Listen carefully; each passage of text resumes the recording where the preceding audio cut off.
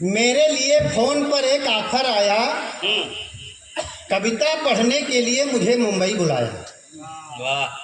मेरे लिए फोन पर एक ऑफर आया, कविता पढ़ने के लिए मुझे मुंबई बुलाया। कैसे जाऊं, बड़ी देर तक इस बात पर सिर धुना। समय कम, दूरी अधिक, इसलिए हवाई यात्रा चुना। वाह।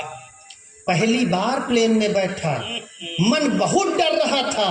अंदर ही अंदर हनुमान चालीसा चल रहा था। जैसे प्लेन उड़ा, मेरे प्राण भी उड़ गए।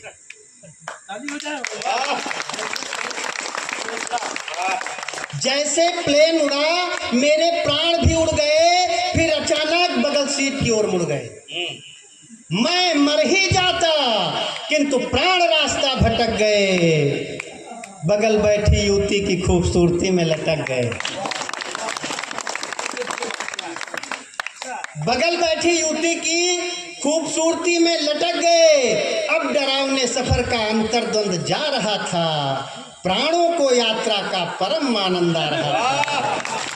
प्राणों को यात्रा का परम आनंद आ रहा था।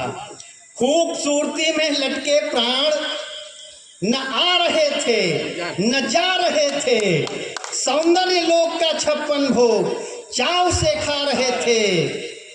अब युवती भी प्रेम से मेरे गालों को चूम रही थी। प्राणहीन काया मस्ती में झूम रही थी। तभी प्लेन ने अपने पांव जमीन पर टिकाए। झटके से छिटक कर प्राण शरीर में आए। आंख खोली तो देखा अम्मा डांट रही थी। खूंटे से खुली भैंस मेरा मुंह चाट रही थी। मेरा मुंह चाट। वाह वाह भैया, वाह वाह वाह। नींद न खुलते जो ज़्यादा ठीक रहे।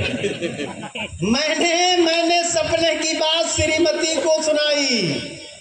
उन्होंने मेरी जमकर क्लास लगाई।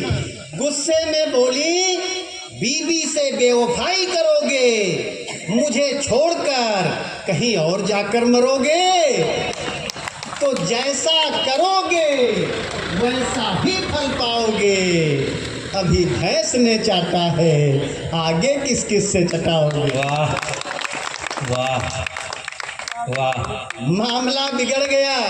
मैंने जान लिया, पत्नी ने मेरे सपने को भी सच मान लिया। तभी से उसकी त्योरी मुझ पर तनी है।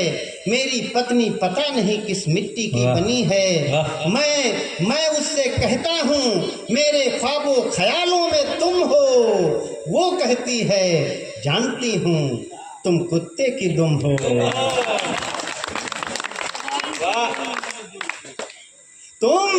तुम कुत्ते की दुम हो।